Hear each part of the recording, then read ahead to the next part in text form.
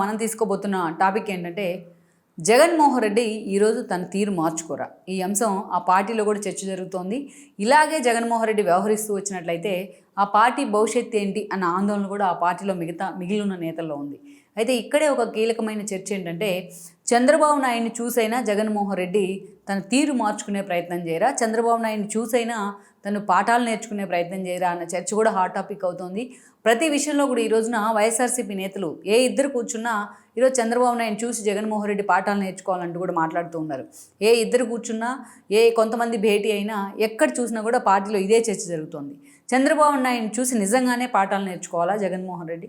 చంద్రబాబు నాయుడు అటు రాజకీయంగా కావచ్చు, ఇటు వ్యక్తిగతంగా కావచ్చు ఒక ఐకానిక్ పర్సనాలిటీ. దాని ప్రజెంట్ సీఎంగా కూడా ఉన్నారు. ఇలాంటి సిచ్యువేషన్లకి జగన్మోహన్ రెడ్డి కూడా ఆల్రెడీ తక్కువ ఏజ్ అయిన సీఎంగా కూడా పనిచేశారు, ప్రతిపక్ష నేతగా ఉన్నారు. అలాంటి జగన్మోహన్ రెడ్డి ఎవరి స్టైల్ వాళ్ళకు ఉంటుంది రాజకీయాల్లో. కానీ ఇక్కడ జగన్మోహన్ రెడ్డి చంద్రబాబు నాయుడిని చూసి నేర్చుకోవాల్సిన అంశాలు ఏమున్నాయి? ఎందుకు ఆ పార్టీలో ఈ చర్చ అంతగా హాట్ టాపిక్ అవుతోంది? ఎందుకు జగన్మోహన్ రెడ్డి చంద్రబాబు నాయుడిని ఫాలో కావాలని ఆ పార్టీ నేతలు కోరుకుంటూ ఉన్నారు? ఈ అంశం డిస్కస్ చేయడానికి కూడా కొన్ని కారణాలు ఉన్నాయి. ఎందుకంటే ఈరోజు వైఎస్ఆర్సీపీ నేతలు జగన్మోహన్ రెడ్డి కంటే ఎక్కువగా చంద్రబాబు నాయుడు జపం చేస్తూ ఉన్నారు. చంద్రబాబు నాయుడు నిజంగానే ఆ టీడీపీని నిలబెట్టిన తీరు కానీ, మళ్ళీ టీడీపీని 23 సీట్లకు పరిమితమైన టీడీపీని ఈ రోజున అప్లిఫ్ట్ చేసి అధికారంలో ఉన్న తీరు కానీ నిజంగా వైఎస్ఆర్సీపీని, ఎస్పెషల్లీ ఈ జనరేషన్ లీడర్స్ ఎవరైతే ఉన్నారో వైఎస్ఆర్సీపీలో వాళ్ళందరికీ కూడా ఇది ఒక ఆశ్చర్యకరమైన అంశమే. అందుకే వాళ్ళందరూ కూడా ఒక పొలిటికల్గా ఒక ఐకానిక్ పర్సనాలిటీగా ఉన్న చంద్రబాబు నాయుడిని జగన్మోహన్ రెడ్డికి ఎందుకు ఫాలో గారు, జగన్మోహన్ రెడ్డి ఇలాగే ఉంటే తిరిగి తాము అధికారంలోకి వచ్చే పరిస్థితి ఉందా అనే చర్చ జరుగుతుంది. అయితే చంద్రబాబు నాయుడులో నిజంగానే ఆ స్పెషల్గా ఉన్న క్వాలిటీస్ ఏంటి? జగన్మోహన్ రెడ్డి నిజంగానే వాళ్ళని ఫాలో కావాల్సిన అవసరం ఉందా అంటే 100% ఉందని, 100 కాదు 1000% ఫాలో అవ్వాల్సిన అవసరం అయితే ఉంది. చాలా నేర్చుకోవాల్సిన అంశాలు కూడా ఉంది అనేది ఈరోజు వైఎస్ఆర్సీపీలో నడుస్తున్న చర్చ. వాటిలో కొన్ని ముఖ్యంగా అయితే ఎవరి క్వాలిటీస్ వాళ్ళకు ఉంటాయి. ప్రతిపక్ష నేతలైనా కావచ్చు, లెజెండరీ పర్సనాలిటీస్, మాజీలు తాజాలు చాలామంది. కానీ కొంతమందిలో భిన్నమైన క్వాలిటీస్ ఉంటాయి. అవే వాళ్ళని ఎప్పుడూ కూడా అధపాతాలనికి తొక్కేసినా అక్కడి నుంచి పైకి ఎదిగేలాగా చేస్తూ ఉంటాయి. ఆ స్పెషల్ క్వాలిటీస్ విషయంలో మాత్రం జగన్మోహన్ రెడ్డికి చంద్రబాబు నాయుడుకి మధ్య జమీన్ ఆస్మాన్ ఫరక్ ఉన్న తేడా ఉంది. అంటే ఆల్మోస్ట్ మన ఆకాశానికి భూలోకానికి ఉన్నంత తేడా ఉందంటే అది ఆశ్చర్యం కాదు. ఎస్పెషల్లీ ఈ రోజున జగన్మోహన్ రెడ్డి ఎప్పుడైతే ప్రతిపక్షంలో ఉన్నారో, నిజానికి జగన్మోహన్ రెడ్డి అధికారంలో ఉంటే, ఎవరైనా సరే అధికారంలో ఉంటే ఆ విజయానికి తండ్రులు ఎక్కువ మంది ఉంటారని చెప్తారు. అపజయాన్ని ఓన్ చేసుకునే వాళ్ళు చాలా తక్కువ మంది ఉంటారు. చాలామంది పెద్దలు చెప్తూ ఉంటారు ఈ మాట. బట్ జగన్మోహన్ ఎప్పుడైనా సరే ప్రతిపక్షంలో ఉన్నప్పుడు ఆటోమేటిక్గా పార్టీ అధినేత మీద ప్రెషర్ ఎక్కువగా ఉంటుంది. ఆ ప్రెషర్ తీసుకోలేని పరిస్థితి కూడా, ఫ్రస్ట్రేషన్ కూడా ఉంటుంది. ఆ పార్టీని మళ్ళీ గ్రౌండ్ లెవెల్ నుంచి నిర్మించి మళ్ళీ లైమ్లైట్లోకి తీసుకురావాల్సిన అవసరం ఉంటుంది. దట్ మీన్స్ పేషెన్స్ చాలా కావాలి. బట్ అందుకనే ఈ రోజున జగన్మోహన్ రెడ్డి ఇలాంటి విషయాల్లోనే చంద్రబాబు నాయుడిని ఫాలో కావాల్సిన అవసరం ఉంది అనేది ఒక చర్చ. ఈ చర్చ జరగడానికి కారణం ఎస్పెషల్లీ గత 7 నెలల కాలంగా ఆల్రెడీ కూటమి ప్రభుత్వం ఏర్పాటైంది. తన గ్రేస్ పీరియడ్ని కూడా, అంటే that is nothing but honeymoon పీరియడ్ని కూడా కూటమి ప్రభుత్వం పూర్తి చేసుకుంది. ఈ 7 నెలల కాలంలో 7 నెలల కూటమి ప్రభుత్వ పాలన ఎలా ఉంది, డిప్యూటీ సీఎంగా పవన్ కళ్యాణ్ పరిస్థితి ఎలా ఉంది, ఆయన పెర్ఫార్మెన్స్ ఎలా ఉంది, at the same time Chandrababu Naidu performance ఎలా ఉంది అనేది కూడా ఈరోజు ఒక చర్చ అయితే ఉంది. ఎట్ ద సేమ్ టైం ఇక్కడ చాలామంది మర్చిపోతున్న అంశం ఏంటంటే ఇక ప్రతిపక్ష హోదాలో జగన్మోహన్ రెడ్డి పాత్ర ఎలా ఉంది. ఈ 7 నెలల కాలంలో జగన్మోహన్ రెడ్డి ప్రతిపక్ష నేతగా సక్సెస్ అయ్యారా లేదా అనేది కూడా ఇక్కడ చాలామందికి వస్తుంది అనుమానం. ఆ సక్సెస్ అయితే ఏంటి, కాకపోతే ఆయనకు ఉండాల్సిన క్వాలిటీస్ ఏంటి అనేది కూడా చర్చ. ఆ క్రమంలో వచ్చిందే చంద్రబాబు నాయుడిని కొన్ని విషయాల్లో జగన్మోహన్ రెడ్డి స్ఫూర్తిగా తీసుకోవాలి, ఆయన గురించి అయినా జగన్మోహన్ రెడ్డి చంద్రబాబు నాయుడులో కొన్ని విషయాల్లో మారాలి అనే చర్చ జరుగుతోంది. పాఠాలు నేర్చుకోవాలనే చర్చ కూడా జరుగుతోంది. ఎస్పెషల్లీ కొన్ని విషయాలు ఈ 7 నెలల్లో జరిగిన విషయాలు మనం కొన్ని చూసుకున్నట్లయితే ఇక్కడ ఒక అంశాన్ని మాత్రం మనం కీలకంగా హైలైట్ చేసుకోవాలి. నిజానికి ప్రతిపక్షంలో ఉంటేనే మోర్ అండ్ మోర్ అలర్ట్గా ఉండాలి ఎవరైనా సరే అధికార పార్టీ కంటే. ఎందుకంటే పవర్తో పాటు కొన్ని మ్యాజిక్స్ వచ్చేస్తూ ఉంటాయి, కొన్ని మంత్రదండాలు కూడా చేతిలో ఉంటాయి, అధికారులంతా తమ గుప్పెట్లో ఉంటారు. ఇలాంటి కొన్ని మిరకిల్స్ అద్భుతాలు జరుగుతూ ఉంటాయి అధికారంలో ఉంటే. అందుకే పవర్ అంటే అంత పవర్ఫుల్ అనేది. కానీ వేరే ప్రతిపక్షంలో ఉంటే మనం మోర్ అండ్ మోర్ రెస్పాన్సిబిలిటీగా ఉండాలి, ఎందుకంటే అంత వ్యవస్థ మన చుట్టూ ఉండదు కాబట్టి. ఇక ఎట్ ద సేమ్ టైం ఎప్పుడైతే అధికార పార్టీ కంటే కూడా ఎప్పుడైనా ప్రతిపక్షం మీద ప్రజల ఫోకస్ ఎక్కువగా ఉంటుంది. ఎందుకంటే ప్రతిపక్షం అంటేనే ప్రజల తరపున నిలబడాల్సిన పక్షం అని, ప్రజల తరపున వాళ్ళ సమస్యలను అసెంబ్లీలో వినిపించాల్సిన ప్రతిపక్షం అంటే ఆ స్థాయిలో ప్రజల్లో కూడా ఎప్పుడూ నానుతూ ఉంటుంది. తమ సమస్యల్ని అధికార పార్టీ వైఫల్యాలనే కాదు, తమ సమస్యల్ని అసెంబ్లీ వేదికగా వినిపించడమే కాదు, ఆ స్థాయిలో తమ కోసం పోరాటం చేస్తున్నారు కాబట్టి వాళ్ళ మీద మాత్రమే జనం ఫోకస్ ఉంటూ ఉంటుంది. అధికారం వచ్చిన తర్వాత అందరూ లైట్ తీసుకుంటారు చాలామంది అధికార పార్టీని. మోర్ అండ్ మోర్ అలర్ట్గా ఉండాల్సిన అవసరం ప్రతిపక్షం మీద ఉంటుంది. అందుకే ప్రతిపక్షం అంటేనే, ప్రతిపక్ష ఎమ్మెల్యేలు అంటేనే వాచ్ డాగ్స్ అంటాం.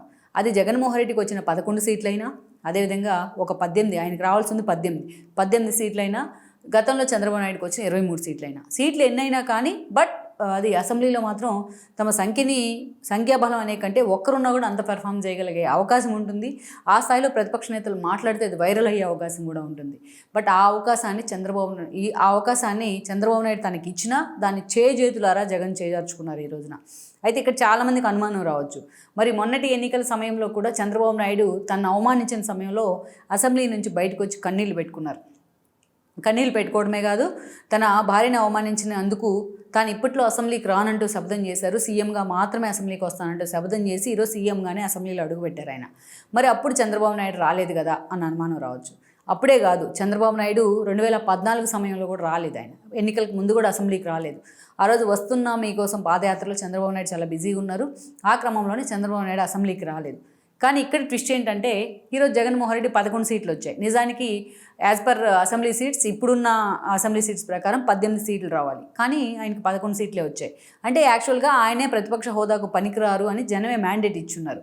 కానీ ఆయన ప్రమాణ స్వీకారం దగ్గర నుంచి, ఆయన వెనక్ గేట్ నుంచి వస్తానంటే యాక్సెప్ట్ చేయడం దగ్గర నుంచి, అటు స్పీకర్ లాంటి వాళ్ళు ఆయన అసెంబ్లీకి రమ్మని రిక్వెస్ట్ చేయడం దాకా టీడీపీ ప్రతి విషయంలో కూడా జగన్మోహన్ రెడ్డిని ఆనర్ చేస్తూనే వచ్చింది, ఆయన అసెంబ్లీలో ఉన్నా లేకపోయినా. ఈయన ఎక్కడ తనని ర్యాగింగ్ చేస్తారన్న భయంతోనో, ఎక్కడ తన హ్యూమిలేషన్ జరుగుతుంది తనకు అసెంబ్లీ వేదికగా అన్న అనుమానంతోనో పూర్తిగా దాన్ని తీసుకోలేకపోయారు జగన్మోహన్ రెడ్డి. అందుకే ఈరోజు ఆయన అసెంబ్లీకి వెళ్ళలేదు. యాక్చువల్ నిజానికి అది కారణం. కానీ చంద్రబాబు నాయుడు 2014 ఎన్నికలకు ముందు అసెంబ్లీకి వెళ్ళకపోయినా, అండ్ దెన్ తన ఎప్పుడైతే అవమానించి బయటికి పంపించినప్పుడు ఆరో శపథం చేసి బయటకు వచ్చిన 2019 తర్వాత పరిణామాల్లో చంద్రబాబు నాయుడు ఎక్కడా కూడా తన ఎమ్మెల్యేలు వెళ్తానంటే అడ్డుకోలేదు. ఆయన తన ఎమ్మెల్సీలు కానీ తన పార్టీ ఎమ్మెల్యేలు కానీ వెళ్తూనే వచ్చారు. ఈవెన్ మనం గుర్తు చేసుకుంటే 2014 ఎన్నికల కంటే ముందు కిరణ్ కుమార్ రెడ్డి ప్రభుత్వం మీద అటు టీఆర్ఎస్ ఇటు వైసీపీ అవిశ్వాసం పెడితే ఆ రోజు చంద్రబాబు నాయుడు పాదయాత్రలో ఉన్నారు. ఆ రోజు మోత్కుపల్లి నరసింహులు లాంటి ఒక నేత ఒక క్లియర్ స్టాండ్ తీసుకొని ఆ రోజు ఆ విశ్వాసానికి మద్దతు ఇవ్వకుండా ఆ పార్టీ తరపున వాయిస్ వినిపించారు. అలాంటి కీలక సమయం, తెలంగాణ మూమెంట్ పీక్స్లో ఉన్న సమయంలో కూడా ఆ రోజు పార్టీ తరపున అంతే గట్టిగా మోత్కుపల్లి లాంటి వాయిస్ వినిపించారు. అలా ఎందుకంటే ఈరోజు వైఎస్ఆర్సీపీలో అలాంటి నేతలు చాలామంది ఉన్నారు. ఎమ్మెల్యేలు ఒక శ్రీకాంత్ రెడ్డి దగ్గర నుంచి అనేక మంది ఎమ్మెల్యేలు అయిన పరిస్థితి ఉంది. అలాంటి వాళ్ళంతా కూడా ఎప్పుడు కూడా అంతకుముందు అంతే చేశారు. జగన్మోహన్ రెడ్డి తన పాదయాత్ర పేరుతోని 2014 నుంచి ఎప్పుడైతే 2019 దాకా తన పాదయాత్ర సమయంలో ఎప్పుడైతే తన పాదయాత్రలో బిజీగా ఉన్నారో ఏదో ఒక రీజన్తో ఒక ఏడాది మాత్రమే ఆయన వచ్చారు అసెంబ్లీకి. తర్వాత నుంచి ఆల్మోస్ట్ డుమ్మా కొట్టే ప్రయత్నం జరిగింది. సరే, తనకు పోకపోగా తన పార్టీ తరపున గెలిచిన ఎమ్మెల్యేలు ఎవరిని కూడా ఆయన అసెంబ్లీలోకి వెళ్ళనివ్వలేదు. ఈవెన్ బొగ్గన దగ్గర నుంచి పెద్దిరెడ్డి దాకా అనేక మంది సీనియర్ ఎమ్మెల్యేలు ఉన్నారు. ఎవరిని కూడా ఆయన అసెంబ్లీలో అడుగు పెట్టనివ్వలేదు. అంటే తాను రాకుండా ఉంటే తనకు మైలేజ్ ఉండదు. సో తన ఎమ్మెల్యేలు వెళ్తే వాళ్ళకు కూడా మైలేజ్ వచ్చే అవకాశం ఉంటుంది కాబట్టి దాన్ని అడ్డుకునే ప్రయత్నం చేశారు. ఈరోజు జగన్మోహన్ రెడ్డి చేసిన ఫస్ట్ బ్లండర్ ఏదంటే అసెంబ్లీకి వెళ్ళకపోవడం. అసెంబ్లీ తాను వెళ్ళకపోగా తన పార్టీ గెలిచిన ఎమ్మెల్యేలు కూడా 10 మంది ఎమ్మెల్యేలను అసెంబ్లీకి వెళ్ళనివ్వకుండా చేయడం ఇది ఒక పెద్ద బ్లండర్ అని అనుకోవాలి. ఈరోజు వాళ్ళని కాన్స్టిట్యున్సీలో ప్రజలు ప్రశ్నిస్తూ ఉన్నారు. తాము ఓట్లేసి గెలిపించింది ఎందుకు, తమ సమస్యలు వినిపించడానికి కాదా అని. వీళ్ళు సమస్యలు వినిపిస్తే అక్కడ డిస్కషన్ జరుగుతుంది, మంత్రులు పర్స్యూ చేస్తారు, ఎంతో కొంత డెవలప్మెంట్ యాక్టివిటీ ఆ కాన్స్టిట్యున్సీలో జరిగే అవకాశం ఉంటుంది. మళ్ళీ ఓట్ల కోసం వెళ్ళినప్పుడు జనాలకు సమాధానం చెప్పే స్కోప్ ఉంటుంది. కానీ ఈరోజు చూసినట్లయితే అటు ఇన్ని డబ్బులు పెట్టి ఎంత కష్టపడి తాము ఎందుకు గెలవాలి ఎన్నికల్లో అని కూడా ఆ ఎమ్మెల్యేలు వాపోతూ ఉన్నారు. మరి అది జగన్మోహన్ రెడ్డికి వినిపించిందో లేదో. ఇక్కడ ఆయన చంద్రబాబు నాయుడిని ఫాలో కావాల్సిన అవసరం ఉంది అనేది చాలామంది చెప్తున్నమాట. ఇక అత్యంత కీలకమైన మరో అంశం ఏంటంటే చంద్రబాబు నాయుడికి సంబంధించి జగన్మోహన్ రెడ్డి నేర్చుకోవాల్సిన అంశం ఏంటంటే పార్టీ నుంచి నేతలు వెళ్ళిపోతుంటారు. యాజ్ యూజువల్గా ఎప్పుడైనా సరే ప్రతిపక్షంలో పార్టీ ఉన్నప్పుడు కొంత వీక్గా ఉంటుంది. మనం ఇందాక చెప్పుకున్న వనరులు అన్నీ తక్కువగా ఉంటాయి కాబట్టి అధికార పార్టీ ఎప్పుడు ఆకర్షిస్తూ ఉంటుంది. ఇలా ప్రతి పార్టీకి సహజమే అధికారంలో ప్రతిపక్షంలో ఉన్నప్పుడు. అయితే అల్టిమేట్గా ఎవరు నిలబడతారు అనేది వాళ్ళ విజయావకాశాలు నిర్ణయిస్తుంది. ఈ విషయంలో మాత్రం చంద్రబాబు నాయుడు ప్రతిపక్షంలో ఉంటే నీటిలో ఉన్న ముసలని చెప్తారు ఆయన. ఎందుకంటే అధికారంలో ఉంటే అదేదో సినిమాలు చెప్పినప్పుడు కొంచెం ఏమరపాటుగా ఉండొచ్చేమో, వ్యవస్థలన్నీ తన చుట్టూ ఉన్నాయి కాబట్టి. కానీ ప్రతిపక్షంలో ఉంటే నిజంగానే ఆయన మోర్ అండ్ మోర్ అలర్ట్గా ఉంటారు. అంత స్మార్ట్గా పనిచేస్తారు ఆయన. అందుకే చంద్రబాబు నాయుడు వేసిన స్కెచ్లే చాలాసార్లు ఒక ఎమ్మెల్సీ ఎన్నికల్లో కావచ్చు, ఒక రాజ్యసభ ఎన్నికల్లో కావచ్చు, మ్యాక్సిమం ఒక్క ఓటు కూడా తేడా రాకుండా ఆయన ఎగ్జిక్యూషన్ చేస్తే పర్ఫెక్ట్గా ఎగ్జిక్యూషన్ జరిగి అవి వర్కౌట్ అయిన సందర్భాలు చాలా ఉన్నాయి. అంతెందుకు మనం 2019 ఎన్నికల తర్వాత జగన్మోహన్ రెడ్డి హయాంలో మనం చూస్తే ఎమ్మెల్సీ ఎన్నికలు జరిగాయి. పట్టభద్రుల ఎమ్మెల్సీ ఎన్నికలు జరిగితే 11 జిల్లాలను కవర్ చేస్తూ ఎన్నికలు జరిగాయి. 11 జిల్లాలు 3 ఎమ్మెల్సీ స్థానాలను ఆ రోజున వైఎస్ఆర్సీపీ అధికారంలో ఉన్నప్పటికీ టీడీపీ కైవసం చేసుకుంది. అది జరిగిన మరుసటి రోజు ఎమ్మెల్యే కోటాలో ఎమ్మెల్సీ ఎన్నికలు జరిగాయి. అయితే అనురాధ లాంటి వాళ్ళని ఆ రోజు చంద్రబాబు నాయుడు ఎమ్మెల్సీ అభ్యర్థిగా నిలబడితే తన పక్కనే ఉన్న 4 ఎమ్మెల్యేలు ఆ పార్టీ నుంచి వెళ్ళిపోయి జగన్మోహన్ రెడ్డికి క్రాస్ ఓట్ వేసేంత వరకు కూడా ఈ విషయం జగన్మోహన్ రెడ్డికి తెలియదు. అలా అంత పర్ఫెక్ట్గా ఎగ్జిక్యూట్ చేయగలిగారు, అది కూడా ప్రతిపక్షంలో ఉన్నప్పుడే. ఈ జగన్మోహన్ రెడ్డి మాత్రం ఈ విషయాన్ని పూర్తిగా వదిలేసిన పరిస్థితి మనకు కనిపిస్తూ ఉంటుంది. అండ్ వన్ మోర్, ఇక్కడున్న ద బెస్ట్ క్వాలిటీ ఏంటంటే చంద్రబాబు నాయుడులో పార్టీ ప్రతిపక్షంలో ఉన్న ఇంకొక చోట ఉన్న ఆ పార్టీ నుంచి ఒక లీడర్ కానీ, అదేవిధంగా ఒక అతి సామాన్య కార్యకర్త అయినా సరే ఆయన పార్టీ నుంచి వెళ్ళిపోతున్నారనే విషయం ఆయన నోటీస్లో ఉంటే వాళ్ళని హోల్డ్ చేసే ప్రయత్నం చేస్తారు చంద్రబాబు నాయుడు. ఆ కాన్స్టిట్యున్సీకో వాళ్ళ ఇంటికో కొంతమంది మనుషులు పంపిస్తారు తన పార్టీ నేతల్ని. వాళ్ళు ఆయన పట్టుకొని వస్తారు, వాళ్ళతో మాట్లాడతారు, కన్విన్స్ చేస్తారు. లాస్ట్ మినిట్ వరకు ఎలాగైనా వాళ్ళని పార్టీలో హోల్డ్ చేసే ప్రయత్నం చేస్తారు. ముందు ఒక ప్రయత్నం, ఉంటారా వెళ్తారా అనేది సెకండరీ. వాళ్ళకి కొంచెం బూస్టప్ ఇచ్చే ప్రయత్నం చేస్తే చాలామంది నేతలు వెళ్ళే అవకాశం ఉండదు. కానీ వేరే ఇక్కడ జగన్మోహన్ రెడ్డిని చూస్తే ఈరోజు పార్టీ ప్రతిపక్షానికి పరిమితమైన వితిన్ 1 మంత్లోనే కిలారి రోసయ్య దగ్గర నుంచి ఆళ్ళ నాని దాకా ఎంతోమంది జగన్మోహన్ రెడ్డితో ఒక హ్యూమన్ టచ్ ఉంది వాళ్ళకి. ఆళ్ళ నాని లాంటి వాళ్ళకి చాలా క్లోజ్ అసోసియేషన్ ఉంది జగన్మోహన్ రెడ్డితోని, ఆయన తండ్రితోని. అలాంటి వాళ్ళంతా కూడా ఈరోజు పార్టీ నుంచి ఎగ్జిట్ అయిపోయారు. జక్కంపూడి ఫ్యామిలీకి ఎప్పటి నుంచో వైఎస్తోని ఒక క్లోజ్ బాండింగ్ ఉంది. అలాంటి జక్కంపూడి ఫ్యామిలీ నుంచి రాజా లాంటి వాళ్ళు ఈరోజు జగన్మోహన్ రెడ్డి మీద తిరుగుబాటు జెండా ఎగరేసేలాగా ఓడిపోయిన మరుసటి రోజే మాట్లాడుతూ ఉన్నారు. అలా మనం చెప్పుకుంటూ పోతే కొండవీటి అవుతుంది జగన్మోహన్ రెడ్డిని వదిలిపెట్టి బయటికి వెళ్ళే నేతల సంగతి. బయటికి వెళ్ళడమే కాదు, బయటికి వెళ్ళి ఆ స్థాయిలో ఆ రోజే విమర్శలు చేసిన సంగతి. అక్కడి నుంచి మనం చూసుకుంటున్నట్లయితే ఇక అత్యంత కీలకమైన అంశం ఏంటంటే ఈరోజు రాజ్యసభ సభ్యులు అటు బీసీ కృష్ణ దగ్గర నుంచి మోపిదేవి వెంకటరమణ. ఇక్కడ మన ట్విస్ట్ ఏంటంటే మోపిదేవి వెంకటరమణ నిజానికి పార్టీని వేడాల్సింది కాదు. ఎందుకంటే మోపిదేవికి పాపం టికెట్ ఇస్తే ఆయన ఓడిపోయిన తర్వాత కూడా ఆయన ఎమ్మెల్సీ ఇచ్చి మంత్రిని చేశారు పిల్లిని ఈయన్ని. అంతేకాదు ఆ తర్వాత తను ఎప్పుడైతే కౌన్సిల్ రద్దు చేశారో అమరావతి కేంద్రంగా ఆయన సిఆర్డీఏ చట్టం యాక్ట్ని కౌన్సిల్ ఆ రోజు రద్దుని యాక్సెప్ట్ చేయలేదనే కారణంతో ఏకంగా కౌన్సిల్నే రద్దు చేసే ప్రయత్నం. ఆ రోజు వాళ్ళిద్దరు ఎమ్మెల్సీ స్థానాలకు రాజీనామా చేస్తే మళ్ళీ వాళ్ళిద్దరికీ రాజ్యసభ స్థానాలు కూడా కేటాయించడం జరిగింది. అయినా సరే అంత బాండింగ్ ఉండాల్సిన వ్యక్తి యాక్చువల్గా జగన్మోహన్ రెడ్డితో. అలాంటి నేత ఈరోజు పార్టీ నుంచి ఇన్ని పదవులు అనుభవించి వెళ్ళిపోతున్నారంటే జగన్మోహన్ రెడ్డి ఎక్కడా కూడా ఆయన ఆపే ప్రయత్నం చేయలేదు. ఒక బీసీ కృష్ణయ్య ఏపీలో ఎవరు లేనట్టు తెలంగాణలో ఉన్న బీసీ కృష్ణని తీసుకొచ్చి ఆయన రాజ్యసభ పదవి ఇస్తే ఆయన వెళ్ళిపోయారు ఈరోజు బీజేపీలోకి. ఇక బీదా మస్తాన్ రావు, ఒక ఆర్థికంగా అంత బలంగా ఉన్న బీదా మస్తాన్ రావు లాంటి వెళ్ళిపోతుంటే జగన్మోహన్ రెడ్డి కనీసం వాళ్ళని కూర్చోబెట్టుకుని వాళ్ళ అసంతృప్తికి కారణం ఏంటని అడిగే ప్రయత్నం చేయలేదు. అది ఈరోజు చాలా సీరియస్గా చర్చ నడుస్తోంది జగన్మోహన్ రెడ్డి పార్టీలో. ఇక ఇదంతా ఒక ఎత్తు అయితే ఈరోజు అత్యంత కీలకమైన విజయసాయిరెడ్డి లాంటి నేత కూడా జగన్మోహన్ రెడ్డి నుంచి ఎగ్జిట్ కావడం జరిగింది. ఇక్కడ ఒక ట్విస్ట్ అనేది 3వ అంశం చెప్పుకోవాలి. సాయిరెడ్డిది కొంచెం ప్రత్యేకంగా చెప్పుకోవాలి. చంద్రబాబు నాయుడికి కానీ ఆయన పార్టీలో కానీ అత్యంత కీలక నేతలు ఎవరన్నా వెళ్ళిపోతున్నారు అంటే ఆ స్థాయిలో చంద్రబాబు నాయుడు చాలా అలర్ట్గా వ్యవహరిస్తారు. వాళ్ళతో ఇందాక మనం చెప్పుకున్నట్టు మాట్లాడే ప్రయత్నం జరుగుతూ ఉంటుంది. కానీ ఆ పార్టీలో మ్యాక్సిమం ఆ పార్టీలో నెంబర్ 2 లాంటి వ్యక్తులు ఎవరు ఉండరు. ఎందుకంటే పార్టీలో టాప్ టు బాటం చంద్రబాబు నాయుడే ఉంటారు. ఇప్పుడు లోకేష్ నెంబర్ 2 అని చర్చ జరుగుతున్నప్పటికీ. బట్ ఇక్కడ మనం చూసినట్లయితే వైఎస్ఆర్సీపీలో అలాంటి వాళ్ళంతా ఎక్కువ. ఎందుకంటే జగన్ ఒక సుప్రీమో అయితే వీళ్ళు కూడా సుప్రీమో లాగా వ్యవహరిస్తారు. జగన్మోహన్ రెడ్డి ముఖ్యమంత్రిగా ఉంటే ఉత్తరాంధ్ర బాధ్యతలు ఇచ్చిన విజయసాయిరెడ్డి కూడా ఒక అనఫిషియల్ సీఎంగా వ్యవహరిస్తారు. ప్రధాన సలహాదారు బాధ్యతలు ఇచ్చిన సజ్జలు కూడా ఒక అనఫిషియల్ సీఎంగా వ్యవహరిస్తారు. ఎందుకంటే జగన్మోహన్ రెడ్డి ఒక ఇష్యూ మాట్లాడి వదిలేస్తారు, దాన్ని ఆ పర్సూ చేయాల్సిన బాధ్యత అంతా వీళ్ళకి అప్పగించేస్తారు. ఒక లెదర్జీ వచ్చేస్తుంది, వీళ్ళే మోనోపలీలుగా వ్యవహరిస్తూ ఉంటారు. అందుకే పార్టీలో వాళ్ళే కీలకంగా మారుతారు. క్యాడర్తో మాట్లాడాలన్న వాళ్ళే, ఎమ్మెల్యేని డీల్ చేయాలన్న వాళ్ళే. అంతేనంటే జగన్మోహన్ రెడ్డికి ఒక లేయర్ లాగా ఫామ్ అవుతారు వీళ్ళంతా. దెన్ మంత్రులకు సంబంధించి శాఖల గురించి మాట్లాడాలన్న వాళ్ళే, లైక్ సజ్జలలాగా. సో అందుకే ఈరోజు ఏ ఇష్యూ కూడా జగన్మోహన్ రెడ్డి దగ్గరికి వెళ్ళే అవకాశం ఉండదు. వేరే టీడీపీ విషయానికి వచ్చినట్లయితే అది చిన్న మైన్యూట్ థింగ్ అయినా సరే, ఎమ్మెల్యేలు వచ్చినా సరే చంద్రబాబు నాయుడు వాళ్ళతో కూర్చొని డిస్కస్ చేస్తారు. అసలు ఇష్యూ ఏంటో కనుక్కునే ప్రయత్నం చేస్తారు. ఈ విషయం మీద చంద్రబాబు నాయుడు మీద విమర్శలు ఉన్నాయి. ఎందుకంటే చిన్న గల్లీ పంచాయతీలు కూడా చంద్రబాబు నాయుడే ఎందుకు చేయాలి అన్న ఒక విమర్శ ఉన్నప్పటికీ, బట్ ఆ విషయంలో మాత్రం చంద్రబాబు నాయుడు అంత స్కోప్ ఇవ్వడం వల్లనే ఈ రోజున టీడీపీలో ఏ ఇష్యూ అయినా వస్తే అంత రప్చర్ జరిగే అవకాశం లేదు. అందుకనే ఒక విజయసాయిరెడ్డి బయటికి వెళ్ళారు అంటే ఈరోజు నిజంగా వైఎస్ఆర్సీపీలో ఒక కుదుపు జరుగుతుంది, ఒక ఉలికిపాటు జరిగింది. అంత కీలక నేత ఎలా వెళ్ళిపోతారు అనేది. బట్ టీడీపీలో ఇంతమంది నేతలు వెళ్ళిపోయినా ఎక్కడా కూడా ఆ కుదుపులకు ఆ పార్టీ లోన్ కాలేదు. ఇది ఒక థర్డ్ పాయింట్ మనం చెప్పుకోవాల్సింది. జగన్మోహన్ రెడ్డి చంద్రబాబు నాయుడు దగ్గర నుంచి నేర్చుకోవాల్సిన మెయిన్ పాయింట్ అది. అక్కడి నుంచి ఇంకొక పాయింట్ మనం చూసినట్లయితే పార్టీ ప్రతిపక్షంలో ఉంటే ఎలా ఫైట్ చేయాలి, ఎలా ఫైటింగ్ స్పిరిట్ ఉండాలి అనడానికి ఒక పర్ఫెక్ట్ ఎగ్జాంపుల్ ఎవరు అంటే చంద్రబాబు నాయుడే. ఏజ్తో సంబంధం లేదు ఇక్కడ. జగన్మోహన్ రెడ్డి నిద్రలేస్తే మాట్లాడే మాట ఏంటంటే ఆయన అధికారంలో ఉన్నన్ని రోజులు ఇప్పుడు కూడా చంద్రబాబు నాయుడు ముసలోడు అయిపోయాడు, పెద్దోడు అయిపోయాడు, ఆయనకి ఏం గుర్తుండట్లేదు అని. కానీ వేరేజ్ ఈరోజు ఆయన వయసుతో సంబంధం లేకుండా పని చేసుకుంటూ వెళ్తూ ఉన్నారు. జగన్మోహన్ రెడ్డి 2019లో అధికారంలోకి వచ్చిన తర్వాత ఒక 151 సీట్లతో ప్రజావేదిక కూల్చివే దగ్గర నుంచి కూడా జగన్మోహన్ రెడ్డి ప్రస్థానం స్టార్ట్ అయింది, ఒక విధ్వంసం. అంతేకాదు అది ఏ స్థాయిలో వెళ్ళింది అంటే చంద్రబాబు నాయుడు పేరు వినిపించినా, ఒక కమ్మ సామాజిక వర్గం అనే పేరు వినిపించినా ఎంత దూరమైన వెళ్ళి వాళ్ళని టార్గెట్ చేసే పరిస్థితి ఏర్పడింది. మనం చూసినట్లయితే టీడీపీలో ముందుగా జగన్మోహన్ రెడ్డి చాలా స్ట్రాటజిక్ ప్లే చేశాడు ఈ విషయంలో మాత్రం, టార్గెట్ చేసే విషయంలో, ఒక వెండెట్టా పాలిటిక్స్ విషయంలో. ఎప్పుడైనా సరే ఆ పార్టీలో ఉన్న ఎమ్మెల్యే స్థాయి వ్యక్తుల్ని, మాజీ మంత్రుల్ని కొట్టే ప్రయత్నం చేశారు. వాళ్ళని జైల్లో పెడతామో, కేసులు పెడతామో అలా చేసుకుంటూ వచ్చారు. అక్కడి నుంచి వాళ్ళని చూసి సెకండ్ గ్రేడ్ నేతలు కొంతమంది తీసుకెళ్ళి లోపలేశారు, వాళ్ళ కోసం బయటకు వచ్చిన వాళ్ళని. ఇవన్నీ జరిగిన తర్వాత కింద స్థాయి నేతలంతా కూడా బయటికి రావడానికి క్యాడర్ కూడా భయపడిన పరిస్థితిని జగన్మోహన్ రెడ్డి క్రియేట్ చేశారు.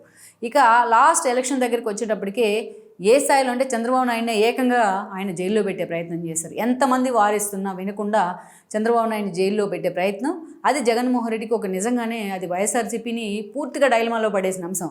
అందుకే పాపం ఎవరు కూడా, ఒకరిద్దరు తప్ప రోజా లాంటి వాళ్ళు ఎవరు కూడా ఈరోజు బయటకు వచ్చి మాట్లాడుతున్న పరిస్థితి లేదు. ఏది చంద్రబాబు నాయుడు అరెస్ట్ మీద ఆ రోజున చూసినట్లయితే అదే అసలు జగన్మోహన్ రెడ్డి జనసేనతోని పూర్తి స్థాయిలో సఖ్యత రావడానికి టీడీపీకి, పవన్ కళ్యాణ్ అండ్ టీడీపీ కలవడానికి కూడా ఆ ఇష్యూనే కారణమైంది. మొత్తం టీడీపీ నేతల్లో కసి, ఒక రోషం రావడానికి కారణమైన అంశం కూడా చంద్రబాబు నాయుడు అరెస్టే. బట్ అది జగన్మోహన్ రెడ్డి పెట్టుకున్న ఒక వెండెట్టా పాలిటిక్స్. చంద్రబాబు నాయుడు అనే పేరు వింటేనే ఆయన కోపం, చంద్రబాబు నాయుడు సామాజిక వర్గాన్ని వింటేనే ఆయనకు అసహ్యం. అలా ఒక వెండెట్టా పాలిటిక్స్ తీసుకొచ్చారు. బట్ ఈరోజు చంద్రబాబు నాయుడు అధికారంలోకి వచ్చి 6 నెలలకు పైన 7 నెలలు అవుతుంది. వెండెట్టా పాలిటిక్స్ కూడా ఒక అర్థం ఉంటుంది. ఎందుకంటే రఘురామకృష్ణరాజు తన సొంత పార్టీ ఎంపీనే, ఆయన్ని ఈరోజు తీసుకెళ్లి కస్టడీ పేరుతో ఎంత భౌతికంగా హింసించారో మనకు తెలుసు. కేసు నడుస్తూ ఉంది.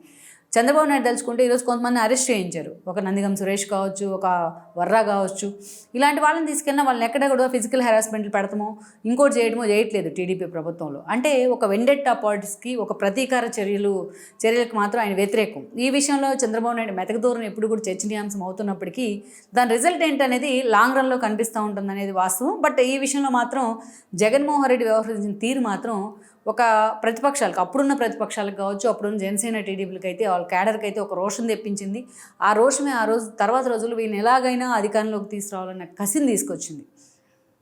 అలా ఇక అది ఒక కీలక అంశం. ఇంకా మోర్ పాయింట్ ఏంటంటే, మోస్ట్ ఇంపార్టెంట్ పాయింట్ ఏంటంటే చంద్రబాబు నాయుడు చూసి జగన్మోహన్ రెడ్డి నేర్చుకోవాల్సింది ఫీడ్బ్యాక్ విషయంలో. ఇందాక ఆల్రెడీ నేను చెప్పాను ఈ విషయము. ఏదైతే సజ్జల రామకృష్ణారెడ్డో, విజయసాయిరెడ్డో, ఒక సుబ్బారెడ్డో వీళ్ళు ఉంటారు జగన్మోహన్ రెడ్డి ముందు లేయర్స్ లాగా. ఎవరైనా ఎమ్మెల్యేలో, లేకపోతే లోకల్ వాళ్ళు, లేకపోతే చెవిరెడ్డి లాంటి ఏదైనా ఇన్ఫర్మేషన్ తీసుకొస్తే వీళ్ళ దగ్గరే ఉంటుంది ఆ ఇన్ఫర్మేషన్. ఎందుకంటే ఆ నెగిటివిటీని తీసుకోవడానికి జగన్మోహన్ రెడ్డి ఇష్టంగా ఉండరు. అసలు జగన్మోహన్ రెడ్డి దగ్గర చెప్పడానికి కూడా వీళ్ళకి అంత ధైర్యం ఉండదు. అందుకే చెవిరెడ్డి లాంటి వాళ్ళు వచ్చి ఏదో ఈ కాన్స్టిట్యున్సీలో తమకి నెగిటివిటీ ఉందని చెప్తే దాన్ని జగన్మోహన్ రెడ్డికి వెళ్ళే లోపు అది పాజిటివ్ స్పిరిట్గా మారుతుంది. చాలా ఆహా ఓహో అన్నట్టుగా జగన్మోహన్ రెడ్డి దగ్గర వీళ్ళు గొప్పలు చెప్పుకునే ప్రయత్నం చేస్తారు. జగన్మోహన్ రెడ్డి ఎక్కడ తమ మీద విరుచుకుపడతారనే భయంతో ఆయన ముందు భయభక్తులతో స్వామిభక్తిని చూపిస్తారు. వేరే చంద్రబాబు నాయుడు దగ్గరికి వచ్చినట్లయితే ఎవరైనా ఫీడ్బ్యాక్ ఇస్తే, అది చిన్నవాళ్ళైనా పెద్దోళ్ళైనా, పొజిషన్లో ఉన్న వాళ్ళైనా, పొజిషన్ లేని వాళ్ళైనా, చిన్నపిల్లల దగ్గర నుంచి కూడా, తన ఏజ్ గ్రూప్ కాని వాళ్ళ నుంచి కూడా ఆయన ఫీడ్బ్యాక్ తీసుకునే ప్రయత్నం చేస్తారు. ముందు పూర్తి స్థాయిలో దాన్ని స్టడీ చేసే ప్రయత్నం చేస్తారు, ఎగ్జిక్యూట్ చేస్తారు తర్వాత దాన్ని. అదొక ప్లస్ పాయింట్. అండ్ దాన్ని ఇంకొకటి ఏంటంటే, జగన్ దగ్గర లేనిది చంద్రబాబు నాయుడు దగ్గర ఉన్నది ఒక మేజర్ పాయింట్ ఏంటంటే, ఇష్యూ ఏదైనా సరే చంద్రబాబు నాయుడు సావధానంగా అరగంట సేపు అయినా సరే దాన్ని వింటారు, ఆయన దాన్ని స్టడీ చేస్తారు టాప్ టు ఎండ్ వరకు. బట్ జగన్మోహన్ రెడ్డి ప్రెస్ మీట్లు ఈ 6 నెలల్లో ప్రెస్ మీట్లు చూసినా మనకు అర్థమవుతుంది. చెప్పిన పాయింటే రిపీట్ చేస్తూ ఉంటారు జగన్మోహన్ రెడ్డి అనేక సార్లు. బట్ చంద్రబాబు నాయుడు సబ్జెక్ట్ చెప్తుంటే చాలామందికి బోరింగ్గా అనిపిస్తుంది, కానీ బట్ ఆ సబ్జెక్ట్ స్టడీ చేసి ఆయన పూర్తి స్థాయిలో చెప్తా ఉంటే నీట్గా టాప్ టు ఎండ్ విన్న వాళ్ళకి మాత్రం ఆ సబ్జెక్ట్ పూర్తి స్థాయిలో ఇంక మనం చదువుకోవాల్సిన అవసరం ఉంది, ఆ స్థాయిలో ఎక్కుతుంది. అలా అది బోరింగ్గా ఉంటుంది ఆ సబ్జెక్ట్ అనే చర్చ ఉన్నప్పటికీ చంద్రబాబు నాయుడు చెప్పే సబ్జెక్టు మాత్రం ఆ స్థాయిలో స్టడీ చేసిన తర్వాతే ఆయన సబ్జెక్ట్ని చెప్పే ప్రయత్నం చేస్తారు. బట్ జగన్మోహన్ రెడ్డి ఆయన వింటారు. ఫస్ట్ ఎవరైనా చిన్నపిల్లలు విన్నా, ఇంకొకరు వెళ్ళినా చెప్పేదాన్ని సావధానంగా విని దాని నుంచి ఒక పర్ఫెక్ట్గా ఒక థీమ్ అయితే తయారు చేసుకుంటారు ఆయన. బట్ జగన్మోహన్ రెడ్డి దగ్గర ఆ చెప్పే పరిస్థితి ఉండదు, ఆ వినే పరిస్థితి అయితే అసలే ఉండదు. సో ఇది ఒకటి. ఇక అన్నిటికన్నా అత్యంత కీలకమైన అంశం ఏంటంటే చంద్రబాబు నాయుడు ఎప్పుడు ఒక మాట చెప్తారు, క్రైసిస్లనే అవకాశంగా మార్చుకున్నాను నేను అని చెప్పేసి అందరికీ చెప్తూ ఉంటారు ఆయన ఒక పాఠంలాగా. నిజంగానే ఆ విషయంలో మాత్రం చంద్రబాబు నాయుడిని కొట్టేవారు ఎవరు లేరు. ఎందుకంటే మొత్తం తెలుగు రాష్ట్ర రాజకీయాల్లో టీడీపీ ఫేస్ చేసినన్ని క్రైసిస్లు ఏ పార్టీ ఫేస్ చేసి ఉండదు. అలాంటి క్రైసిస్లను కూడా చంద్రబాబు నాయుడు ఒకప్పుడు గ్రూప్గా, ఆ తర్వాత ఆయన సింగిల్ హ్యాండెడ్గా ఫేస్ చేసిన సందర్భాలు ఉన్నాయి. ఆ క్రైసిస్లు ఎన్నో ఆయన దాటుకుని వచ్చారు. ఒక నాదెండ్ల ఎపిసోడ్ దగ్గర నుంచి ఆయన చేతుల్లోకి పార్టీ రావడం వరకు, టీడీపీ రావడం వరకు, ఒక లక్ష్మీపార్వతి ఎపిసోడ్ దగ్గర నుంచి అనేక కీలక నేతల మరణాలు, ఒక ఎర్రం నాయుడు కావచ్చు, ఒక పరిటాల రవి కావచ్చు, ఒక కోడెల శివప్రసాద్ కావచ్చు, ఇలాంటి క్రైసిస్లు అన్నింటినీ కూడా ఆయన దాటుకుంటూ వచ్చారు. ఒక తెలంగాణ ఉద్యమం సమయంలో తనని తెలంగాణ నుంచి తరిమేసిన పరిస్థితి కావచ్చు. ఇలా ఎన్నో క్రైసిస్లను చంద్రబాబు నాయుడు దాటుకుంటూ వచ్చారు. కానీ ఎక్కడ డిమోరలైజ్ అవ్వడమో, ఎక్కడ ఆయన పూర్తి స్థాయిలో ఆ పార్టీని తాకట్టు పెట్టే ప్రయత్నం జరగలేదు. టీడీపీ కోసం అలాగే నిలబడ్డారు ఆయన. అయితే వేరే ఇక్కడికి వచ్చేటప్పటికే, జగన్మోహన్ రెడ్డి విషయానికి వచ్చేటప్పటికే ఒక్క చిన్న క్రైసిస్తోనే ఈరోజు పార్టీ 11 సీట్లకు పరిమితం అయితేనే ఆ పార్టీ అల్లకల్లోలం అయిపోతూ ఉంది. తమ భవిష్యత్తు ఏంటని ఆయన పక్కనున్న నేతలు కూడా ఆయన మీద తిరుగుబాటు జెండా ఎగరేసి పైకి వెళ్ళిపోతూ ఉన్నారు. ఈరోజు చాలామంది నేతలు జగన్మోహన్ రెడ్డి తిట్టిస్తే చంద్రబాబు నాయుడు తిట్టుండొచ్చు. కానీ తెలంగాణలో పార్టీని విడిచిపెట్టిన నేతలు ఏ ఒక్కరైనా ఎక్సెప్ట్ కేసీఆర్ చంద్రబాబు నాయుడు మీద ఒక్క విమర్శ చేసిన సందర్భం కూడా ఉండదు. అలా మనం చూస్తూ వచ్చాం అనమాట. ఎంతోమంది నేతలు ఈరోజు టీఆర్ఎస్లో టాప్ టు బాటం ఉన్న నేతలంతా టీడీపీ నుంచి వెళ్ళిన వాళ్ళే, ఈరోజు ఇంక్లూడింగ్ కాంగ్రెస్లో ముఖ్యమంత్రిగా ఉన్న రేవంత్ రెడ్డి వరకు. కానీ ఎవరు కూడా చంద్రబాబు నాయుడు మీద ఆ స్థాయిలో విమర్శలు చేసిన సందర్భాన్ని మనం చూడం. ఈరోజు జగన్మోహన్ రెడ్డి దగ్గర నుంచి వెళ్ళిపోతూ ఉంటే నిన్నటి వరకు అంత పదవులు అనుభవించిన వాళ్ళు కూడా ఈరోజు ఆయన మీద బురద పోసి వెళ్తూ ఉన్నారు. అలా జగన్మోహన్ రెడ్డి ఒక పూర్తి స్థాయిలో తన వ్యక్తిత్వాన్ని ఆయన మలుచుకోవాల్సిన సందర్భం అయితే ఉంది ఇక్కడ చంద్రబాబు నాయుడు చూసి. ఇక అత్యంత కీలకమైన అంశం ఏంటంటే తన కుటుంబ సభ్యులకి చంద్రబాబు నాయుడు ఇచ్చే ప్రయారిటీ. అది అధికారంలో ఉన్నా ప్రతిపక్షంలో ఉన్నా కుటుంబానికి ఏదో ఒక టైం అయినా ఆయన కొంచెం కేటాయించడం, కుటుంబ సభ్యుల మీద ఏదైనా విమర్శలు వచ్చినా దాన్ని సార్ట్అవుట్ చేసే ప్రయత్నం చేయడం. కానీ మనం చూసినట్లయితే రామ్మూర్తి నాయుడు చంద్రబాబు నాయుడు బ్రదర్, ఇటీవల ఆయన కాలం చేశారు. ఆయన విషయంలో వైఎస్ రాజశేఖర రెడ్డి ఎంత గేమ్ ప్లాన్ చేశారు, ఎలా ఆయన కాంగ్రెస్లోకి తీసుకెళ్లారో మనకు తెలుసు. ఇంకోరైతే అలాంటి వాళ్ళని దగ్గరికి తీసే ప్రయత్నం చేయరు. కానీ చంద్రబాబు నాయుడు ఆయన దగ్గరికి తీసే ప్రయత్నం చేశారు. టిల్ ఎండ్ వరకు దగ్గరుండి చూసుకున్నారు.